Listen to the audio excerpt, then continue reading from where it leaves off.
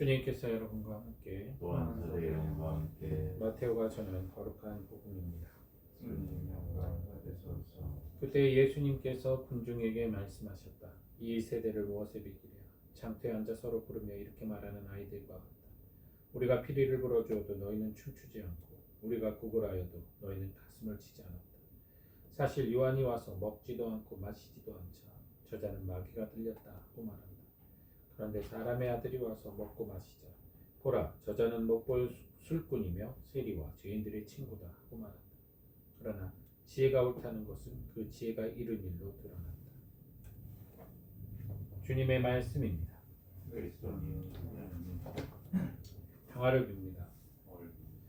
이 사람의 마음이 참 요상합니다. 내가 바라보는 것에 따라 똑같은 상황인데 이게 너무나 좋게 느껴질 때도 있고 최악으로 느껴질 때도 있어요. 즉 마치 그거 같은 거죠. 이게 인생이라는 게 어떻게 보면 참 하루하루가 가치 있고 의미 있고 참 소중한 날이기도 한데 어떻게 또 보면은 왜 살아야 되는지 의미조차 파악이 안 되고 죽고만 싶을 때도 있고 힘든 날도 많고 그냥 하루하루가 무의미한 그런 경우도 있죠. 내 감정과 느낌과 상황에 따라서 너무나 다른 모습으로 내가 세상을 바라보고 나를 바라보는 경우가 있습니다. 사실 지금 이 사람들이 세례자 요한과 예수님 정말 상반되는 모습을 보여주고 있어요. 세례자 요한은 그 고신극기를 한 사람이었고 예수님은 사람들과 함께 즐거운 만찬을 즐겼던 사람이에요. 완전히 서로 다른 차원에서 같은 목표 지향이었죠. 회개하고 복음을 믿어라니까. 하지만 다른 상황을 보여줬는데 한쪽은 말 그대로 마귀가 들렸다 그러면서 저 미친놈이다. 막 강에서 낙타 털어딛고 메뚜기 먹으면서 저 무슨 이상한 놈이다 하고 상당히 비난을 하고 예수님은 말 그대로 저렇게 먹고 즐기는 놈이 무슨 메시아냐 말이 되냐 고신극기 해야지. 근데 이걸 가만히 생각해 보면요 세례자 요한을 비난했던 사람이 그대로 예수님을 비난했을까? 저는 그렇게 보진 않거든요. 세례자 요한의 그 스타일을 싫어한 사람은 예수님을 지지했겠죠. 그리고 예수님의 그 스타일을 싫어하는 사람들은 세례자 요한을 지지했을 겁니다. 마치 신자분들이 사제들을 봤을 때 어떤 신자들은 사제가 혹시 기도만 하고 있는 사제를 좋아하는 신자들이 있는 반면 어떤 신자들은 사제들이 신자들하고 이렇게 먹고 즐기는 걸 좋아하는 친교를 이루는 걸 좋아하는 신부를 좋아하는 것처럼. 근데 중요한 건 그거죠. 내가 좋아하는 기호는 기호일 뿐이지 그것이 나의 신앙이 돼서는 안 되잖아요. 그죠? 그냥 우리가 커피 좋아하면 커피 먹고 차를 좋아하면 차를 마시는 것처럼 그건 나의 기호일 뿐이지 그게 나의 신앙이 돼서 커피를 마시지 않는 저 사람들은 잘못됐다라고 비난을 하면 그것은 뭐 아주 큰 문제가 되는 것처럼 나의 여기 있는 저희들만 해도 각자의 신앙이 있잖아요. 믿음관이 있고 각자의 고유한 성향에 맞는 하느님 상도 있고 신앙생활의 모습이 있어요. 다를 거란 말이에요. 같지 않아요.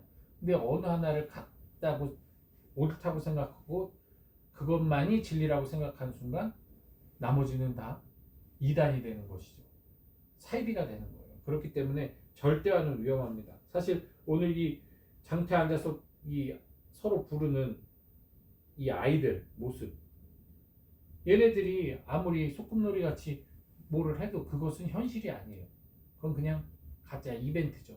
얘네들이 아무리 아이고 해도 그건 실제 장례식이 아니에요. 그것도 이벤트죠. 그렇기 때문에 아무리 얘네들이 우는 신용을 해봤자 실제로 슬픈 게 아니에요. 그죠? 아무리 얘네가 진지하게 역할놀이를 해봤자 실제 부부도 아니고 부모도 아니에요. 마치 우리의 신앙생활이 그것처럼 겉꾸민 모습이라는 것을 예수님은 지금 경고하고 계신 거예요. 너희들이 정말 진지하게 너희들의 신앙생활을 하고 있느냐? 너희들의 믿음이 정말 진지하게 너희들의 삶과 연결된 믿음이냐? 마치 아침이 되면 사라지는 이슬과 같은 믿음 아니냐? 우리 지금 수도 생활을 하고 있는데 정말 막 열심히 뭐 하는데 그게 나의 삶과 맞닿아서 하는 어떤 마음으로부터 우러나는 삶이 아니라 그냥 하루하루 떼어가는 삶이다 한다면, 수도회 놀이, 수도자 놀이가 된다면, 실증나고 싫어지면 당연히 멀어지겠죠. 이건 사회생활도 마찬가지겠죠. 이 가정생활이라는 것도 마찬가지겠죠. 가정생활이 계속 파탄이 나고 가정 불화가 일어나는 이유가 뭐겠습니까? 각자의 역할에, 진짜 각자의 삶이 그 역할과 함께 붙어 있어야 되는데 역할놀이를 하다 보니까, 내 역할놀이, 네 역할놀이를 하다 보니까 내 입장에서는 이게 아닌데, 내가 하는 게 맞는데 넌 틀렸는데 하면서 서로 싸우게 되는 거죠. 그래서 오늘 이 복음 말씀을 보면서 저도 그런 일이 생각났습니다. 특히 마지막 부분, 지혜가 옳다는 것은 지혜가 이룬 일로 드러났다, 이 말씀 보면서 우리에게 지혜가 필요하구나. 똑똑하고 뭐 지식이 많고 이런 게 아니라 지혜, 정말 어떠한 환경과 상황 속에서 그것을 내가 참으로 맞닥뜨리고 나의 삶과 함께 그것을 승화시켜서 살아가는 양식으로 삼을 수 있는 그런 지혜. 그러지 않으면 마치 하느님이 이집트에서 탈출한 히브리인들에게 그 많은 은총과 자비와 기적을 베풀었음에도 불구하고, 그리고 예수님께서 당신의 공생활 내내 그 많은 기적을 베풀었음에도 불구하고 그것이 하느님의 사랑이라고 느껴진 게 아니라 그저 이벤트로 느꼈던 많은 사람들이 결국 주님을 등진 것처럼, 우리들이 신앙생활을 한다고 말을 하지만 수시로 툭하면, 조금만 내가 기분이 안 좋으면, 조금만 내가 불편하면, 조금만 내가 화나면 복음의 기쁨에서 멀어져서 분노와 비난과 비판과 상처 속에서, 절망 속에서 살아간다는 거죠.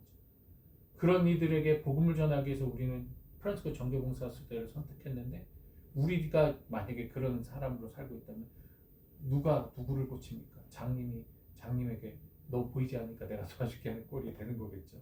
그래서 이 오늘의 복음 말씀 잘 성찰하면서 우리의 신앙생활이 소꿉놀이가 아니라 진짜 신앙생의 삶이 될 수 있도록 주님께 은총 청하면서 우리의 마음을 다잡는 시간 가졌으면 좋겠습니다.